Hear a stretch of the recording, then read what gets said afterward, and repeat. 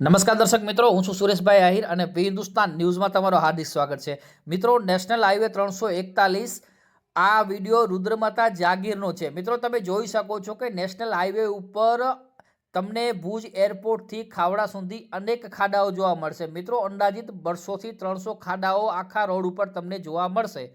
તો મિત્રો, આ ખાડાઓથી બચવા માટે ટ્રેલરના જે ડ્રાઈવરો છે તે પોતાના ટ્રેલરને રોંગ સાઈડમાંથી ચલાવે છે। તમે વિચાર કરો મિત્રો, સામેથી કોઈ પણ વાહન આવતું હોય, બાઇક હોય, ફોર વ્હીલર હોય, તો મિત્રો અકસ્માત સર્જાઈ શકે છે। તો મિત્રો, આવી જ રીતે નેશનલ હાઈવે ઉપર અનેક અકસ્માતો થઈ ચૂક્યા છે।